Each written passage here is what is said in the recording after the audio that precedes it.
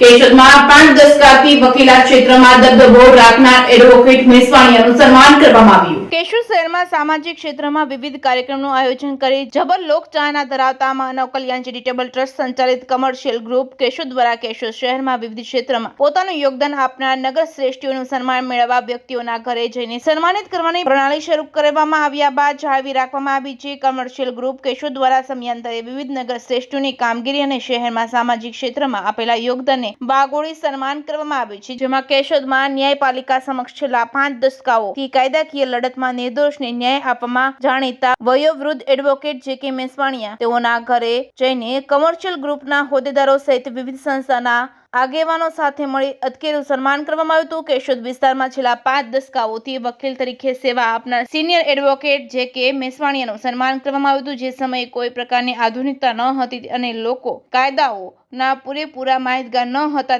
એવા સમયમાં નૈતિકતા અને મૂલ્યોને જાળવી શક્ય હોય ત્યાં સુધી પારિવારિક ઝઘડામાં સમજાવટથી કેસ પૂરો કરી સંખ્યાબંધ પરિવારના માળાઓ વિખરતા અટકાવનાર સિનિયર એડવોકેટ કે.જે. મેસવાણીયા કેશોદ બાર એસોસિએશનના ભીષ્મ પિતામહ ગણાય છે। કેશોદ બાર એસોસિએશનના આંગળીના વેઢે ગણી શકાય એવા સિનિયર વકીલો કે જેઓ પોતાની કારકિર્દીમાં 4 થી 5 દશકાઓથી વકીલ તરીકે પોતાની સેવા આપી ચૂક્યા છે અથવા તો કાર્યરત છે તેવા વકીલોને આજે પણ ન્યાય મેળવનાર વ્યક્તિ યાદ કરીને સુભાષિત આપતા સામાન્ય જીવનમાં જોવા મળે છે। કાયદાકીય કાર્યવાહીમાં જો તમે સારા જજ ઈચ્છતા હો તો સામા પક્ષે બાર પણ એટલે કે વકીલો પણ સારી રીતે તૈયાર થવા જોઈએ અને આ કાર્ય પદ્ધતિની સ્મરણો બને તે પહેલા નૈતિકતા અને મૂલ્યોનું જતન કરનાર પેઢીને તૈયાર કરવી એ સમયની માંગ છે। આ તકે સુપ્રસિદ્ધ રામાયણી મોરારી બાપુના હસ્તે ચિત્રકૂટ એવોર્ડ મેળવનાર હસમુખભાઈ લશ્કરીનું પણ સન્માન કરવામાં આવ્યું હતું। કેશોદના વિવિધ સંસ્થાના હોદ્દેદારો નગર શ્રેષ્ઠીઓ બોડી સંખ્યામાં ઉપસ્થિત રહ્યા હતા। Reporting by Raju Pandya, Keshod. રાજેન્દ્રસિંહ રાયજાદા,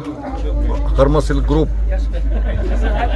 અમારી જે પરંપરા છે મુજબ અમે કેશોદ માટે કંઈક કરી છૂટ્યા હોય એવા વયોવૃદ્ધ વડીલોનું એમને ઘરે જઈ અને સન્માન કરીએ છીએ અને આ સન્માનની સાથે અમારા ગ્રુપ ઉપરાંત જે બીજી અન્ય સંસ્થાઓ હોય કે અન્ય વ્યક્તિઓ હોય એમને પણ અમે સાથે લઈને જોડીએ છીએ અને આ પરંપરા મુજબ અમે લગભગ અત્યારે 10 થી 11 વ્યક્તિઓનું આવી રીતે સન્માન કર્યું છે અને અમે આ જે સન્માનાર્થી વ્યક્તિઓ છે એમને હોળી ધૂળેટી ઉપર અને દિવાળી ઉપર પણ અમે એમને યાદ કરીએ છીએ।